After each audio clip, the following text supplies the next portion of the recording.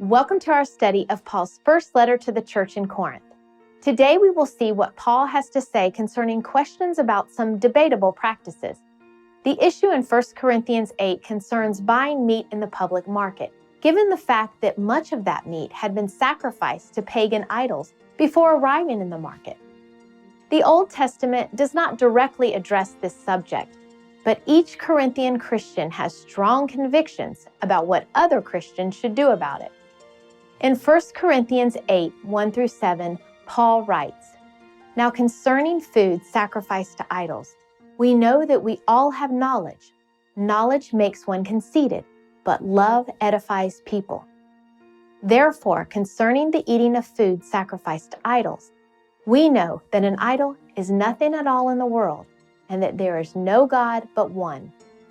However, not all people have this knowledge, but some, being accustomed to the idol until now, eat food as if it were sacrificed to an idol, and their conscience, being weak, is defiled."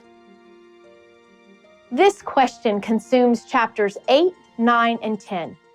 Should a Christian eat meat in the marketplace that may have been offered in sacrifice to an idol? There's no question as to Scripture's teaching regarding idol worship itself, and regarding the entire pagan worldview. It is detestable to God. But what about meat itself? How should a Christian think about this? Many believers in the Corinthian church had participated in immoral pagan worship before they were born again. Now, as Christians, many believe they should have no association whatsoever with meat that was used in pagan rituals. They cannot separate the meat from the worship. Others can easily separate the meat from the worship. It's just meat, they say. The community leaders write to Paul saying, "Scripture is silent on this. What is a believer to do?" As with many similar dilemmas in the world, the central issue is not as simple as it first appears. Situations like this have entanglements, and each proposed solution has unintended emotional, spiritual, and relational consequences. Easy solutions are for fools who are more interested in being right than in finding harmony in community. Thus, Paul agrees with those who see no harm in the meat itself. It is not as if the meat has transformed somehow or absorbed a demon influence. Still, Paul is cautious about the impact that this fact may have on the tender conscience of some, for whom the meat represents more than just meat. So Paul concludes, "It is not a matter of what is right or what is wrong. The issue is how much do you love that brother or sister whose heart tells them that it is wrong to eat that meat. Also, is the strength of your witness for Christ's worth." Paul knows this is going to raise some questions. Paul himself is a champion of liberty in the Spirit. He resents the thousands of rules and restrictions placed on the Jewish people in their oral law, restrictions that go so far beyond what Scripture teaches. Peter describes these restrictions in Acts 15:10 as a yoke which neither our forefathers nor we have been able to bear. So the anticipated rebuttal to Paul's concern is, why should a brother's ignorance, illogic, and weakness limit my liberty? Thus, Paul addresses the issue of Christians' exercise of liberty within the community by building upon three principles. The first principle is, what will glorify God? The second principle is, what will foster the salvation of men? The third principle is, what will benefit your brother or sister in the Lord? Though mature enough to separate the meat from the pagan worship, many Corinthians are not mature enough to understand that there is more at issue than the meat itself. Paul says in 1 Corinthians 10, 31-33, "Therefore, whether you eat or drink, or whatever you do, do all things for the glory of God. Do not offend Jews or Greeks or the church of God, just as I also please everyone in all things, not seeking my own benefit, but the benefit of the many, so that they may be saved." So the issue is not what is right or what is wrong. The issue is not what you have a right to do or what you do not have a right to do. The issue is what action right now, given the circumstances involved, will bring glory to God and witness to the lost. Thus, in 1 Corinthians 10, 28 through 29, Paul says, "But if anyone says to you, 'This is meat sacrificed to idols,' do not eat it, for the sake of that one who informed you and for the sake of conscience. Now by conscience I do not mean your own, but the other person's. For why is my freedom judged by another's conscience?" Again, we should ask, what action will secure the faith of these brothers and sisters in Christ? Is it possible to be so right that you're wrong? When the issue in your heart is being right and not advancing the cause of the kingdom, then your rightness is wrong.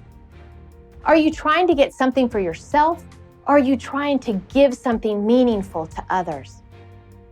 Regarding conscience and reason, one famous scientist said that the heart has its reasons which reason does not know. So too the great reformer Martin Luther, when asked to recant his teaching of salvation by faith, declared to the court with his life on the line, "My conscience is captive to the word of God. I cannot and I will not recant anything, for to go against conscience is neither right nor safe."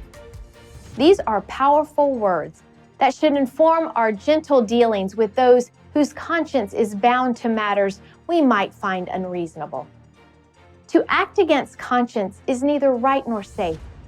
To believe something is wrong, but to do it anyway is a sin, even if by logic and reason another might not regard it as a sin.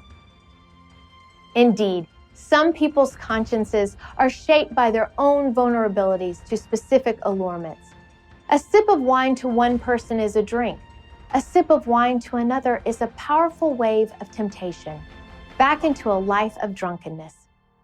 A slice of meat from the market is just a slice of meat to one, but to another, it is a close encounter with a pagan world full of lurid enticements. In scripturally obscure areas, we need to leave room for other people's consciences and preferences to be as different from our own as personalities and histories are.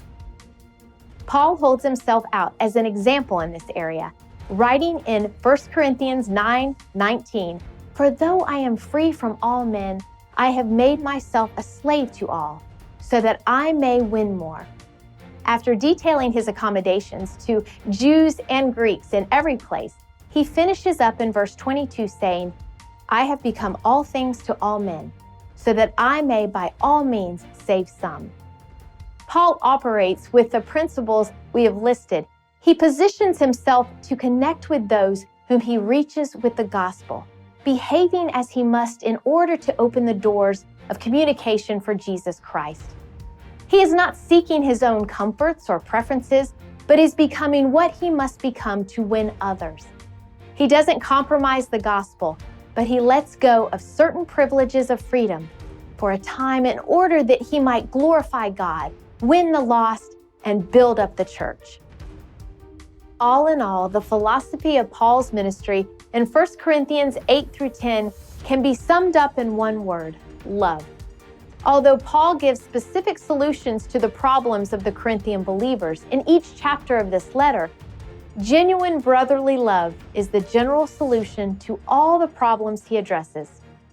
Paul's argument throughout this letter leads up to the climax in chapter 13, where he tells us all about true godly love. Love is the foundational solution to this issue of differing Christian convictions in the church. As we continue reading, we find that this issue of conscience is not the only area where the Corinthian church displays disordered priorities.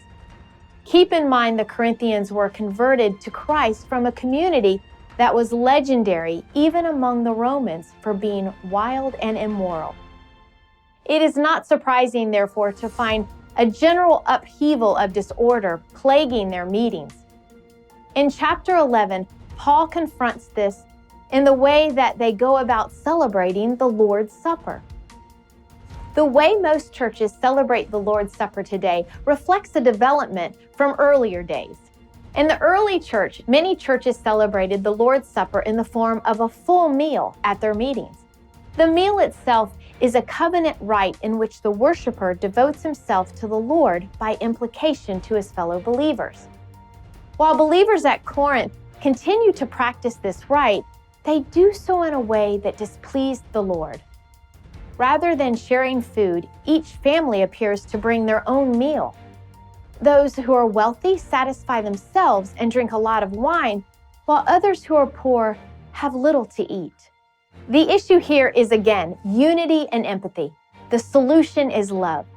You see, while the Lord's Supper is meant to bring believers together regardless of wealth or status, some were using it as an opportunity to flaunt their superiority and satisfy selfish desire. They would eat first and eat most, leaving others out of the meal entirely. Given what the bread and cup symbolize, the very body and blood of Christ, to consume it in such a self-serving manner is to pervert the sacrifice of Christ. It is as if they're saying, I am more worthy to partake of this meal than my brother. Rather than demonstrating greater worthiness, Paul calls this behavior partaking of the Lord's Supper in an unworthy manner, saying in 1 Corinthians 11:28-30, "Therefore, whoever eats the bread or drinks the cup of the Lord in an unworthy manner shall be guilty of the body and the blood of the Lord. But a man must examine himself, and in so doing, he is to eat of the bread and drink of the cup. For he who eats and drinks judgment to himself if he does not judge the body rightly." This is a religious rite that signifies unity and commitment and covenant loyalty to both Jesus and the people of Christ. As Paul reminds the Corinthians, covenants include both blessings and curses. Violating a covenant, in the very instance of initiating or commemorating the covenant, is a very bad idea. There are consequences for violating sacred covenants. Paul believes that some among them have received divine judgment for showing such arrogant contempt. As we close, let us consider the way we relate to God and to those whom God loves. From preferences even to the celebration of the Lord's Supper, Paul is challenging us to operate in love for God, love for the lost, and love for our brothers and sisters in Christ. This is a call to radical, selfless, giving love that puts the needs of others ahead of your own. This is a love that considers what is good and helpful of more importance than what is correct. Have you committed to practicing this type of love in your own life? On the streets? With your family? In your church? Only God, through the work of His Spirit, can accomplish this in you. Ask that He would help you to walk in a manner worthy of Him, and by so doing, become an instrument of His unbounding love, grace, and mercy.